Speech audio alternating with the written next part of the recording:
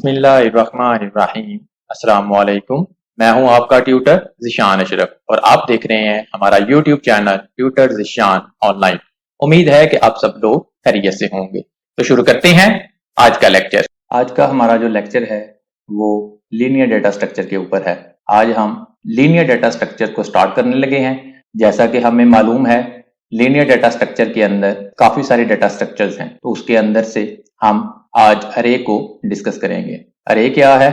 Programming fundamental के अंदर आपने अरे के मुतालिक तफसील के साथ पढ़ा हुआ है।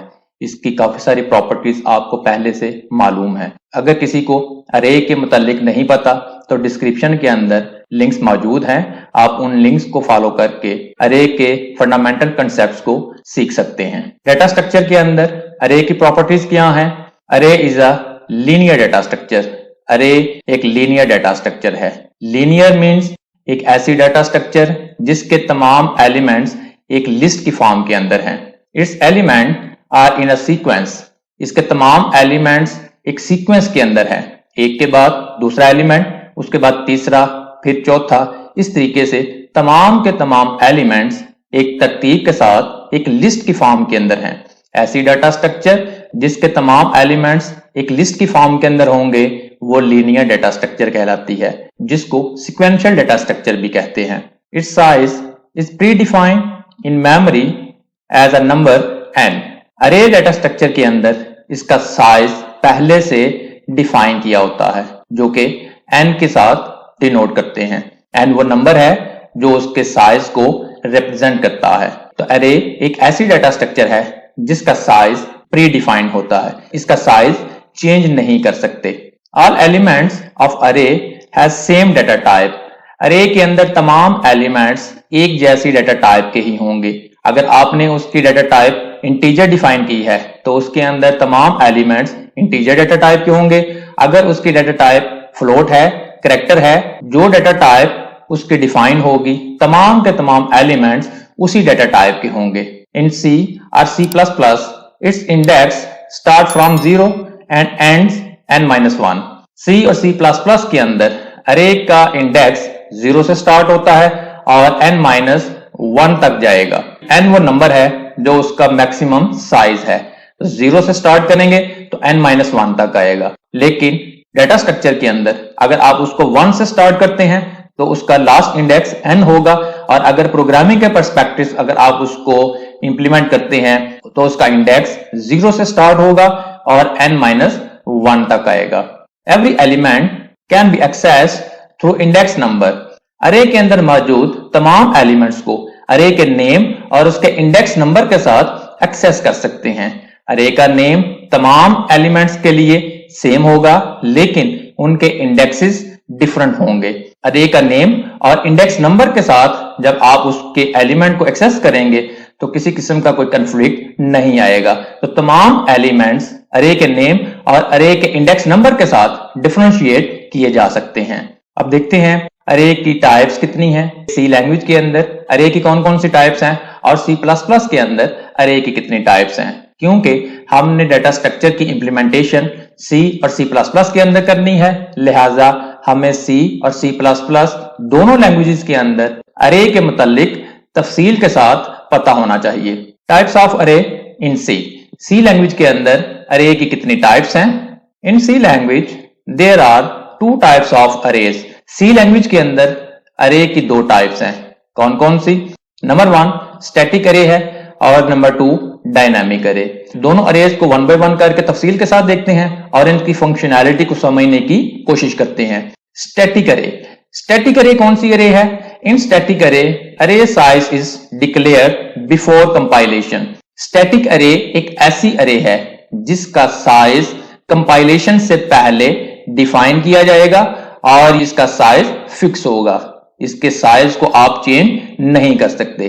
लेट्स सपोज C लैंग्वेज के अंदर अगर आपने एक इंटीजर डेटा टाइप की अरे को डिक्लेयर किया है जिसका साइज 5 है, तो मेमोरी के अंदर एक इंटीजर डेटा टाइप की अरे डिक्लेयर हो जाएगी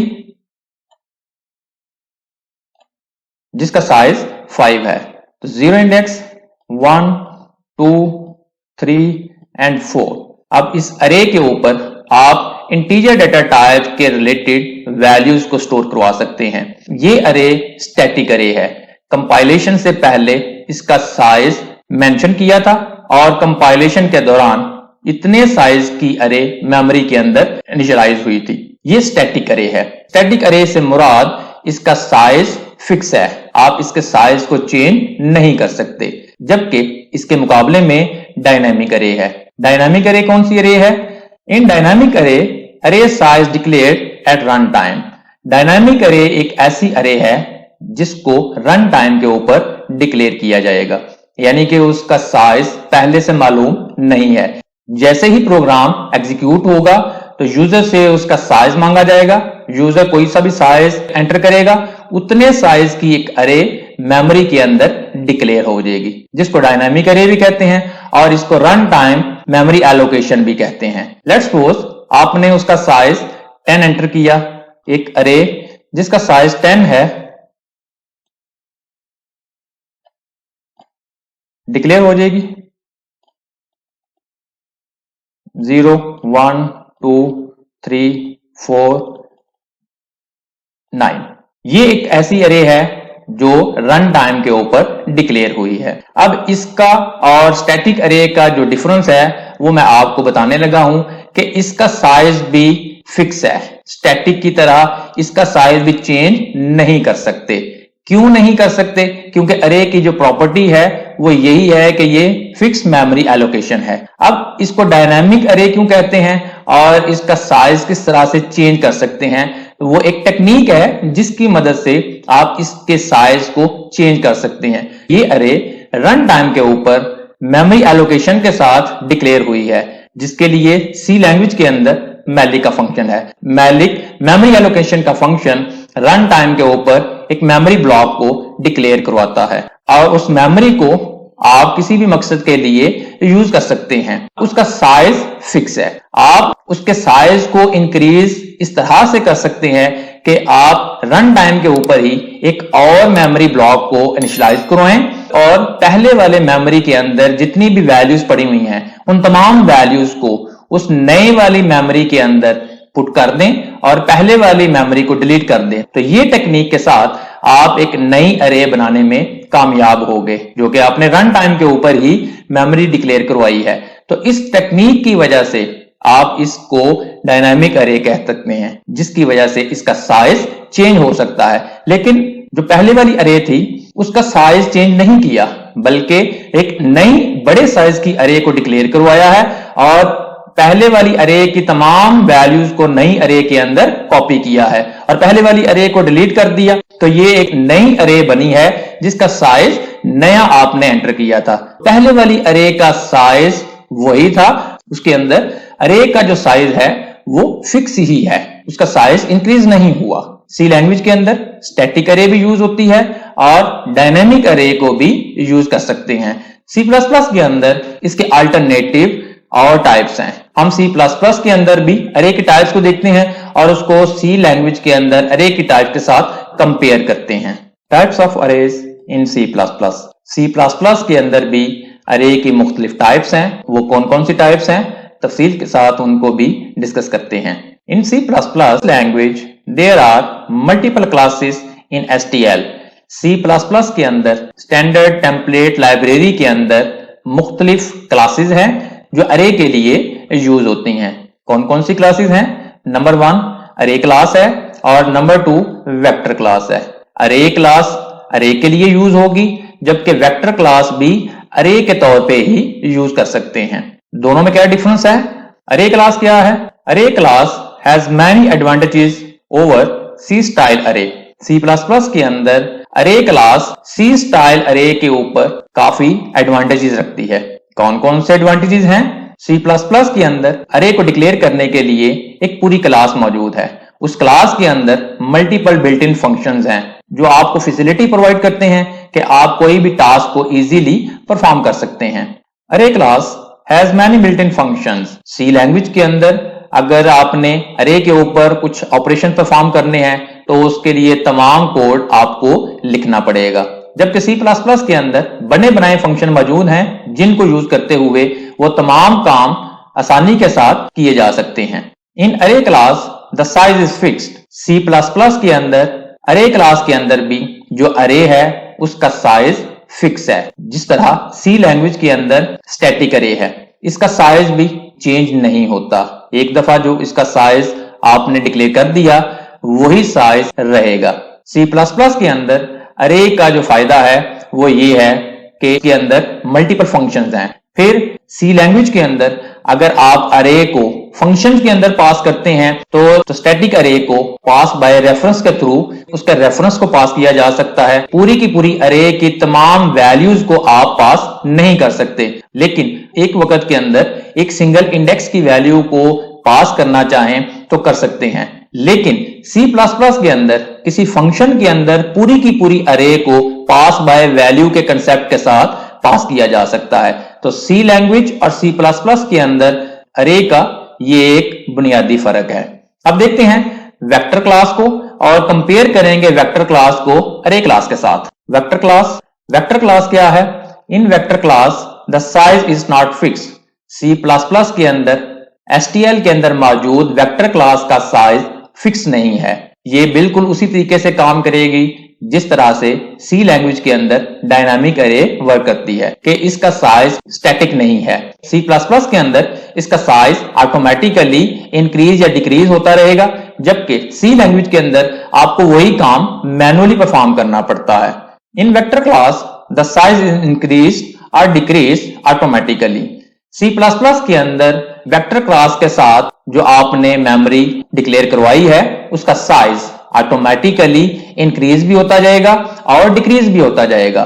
बैकएंड के ऊपर अब उसका साइज इंक्रीज और डिक्रीज किस तरह से होगा?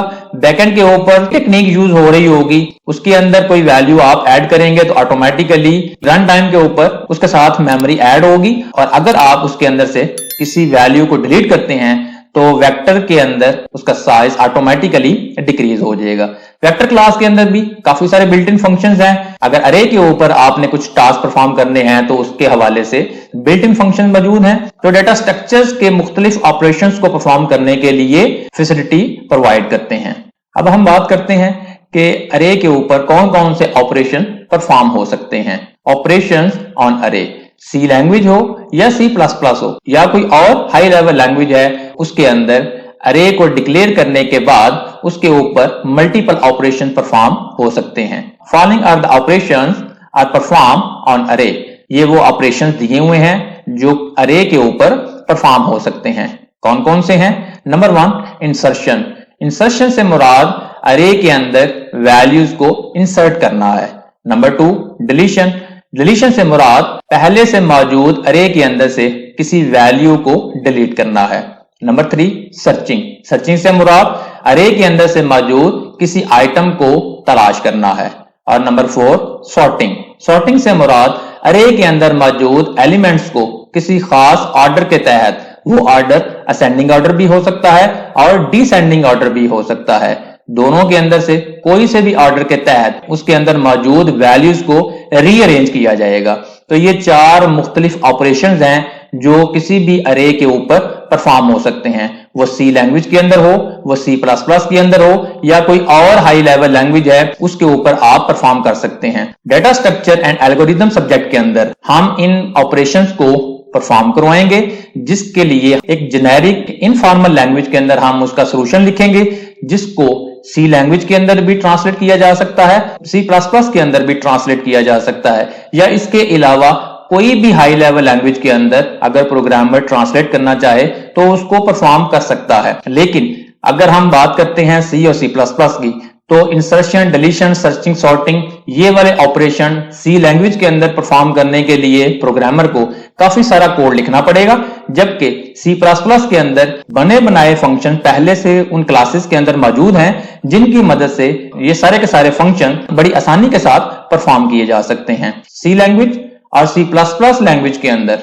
आपने इन फंक्शंस के मतलब तफसील के साथ पढ़ा होगा, और अगर आप अरे के ऊपर मजीद समझना चाहते हैं तो डिस्क्रिप्शन के अंदर मुख्तलिफ लिंक्स मौजूद हैं जो सी लैंग्वेज के रिलेटेड भी हैं और सी प्लस प्लस के रिलेटेड भी हैं। सी और सी प्लस प्लस के अंदर अरे के मतलब अपने कंसेप्ट को बेहतर बना सकते हैं। ये था अरे के हवाले से हमारा आज का लेक्चर, जो एक लीनियर डेटा स्ट्रक्चर है जिसकी सी लैंग्वेज के अंदर भी मुख्तलिफ फॉर्म्स हैं और C++ के अंदर भी मुख्तलिफ फॉर्म्स हैं और इसके ऊपर मल्टीपल ऑपरेशन परफॉर्म हो सकते हैं।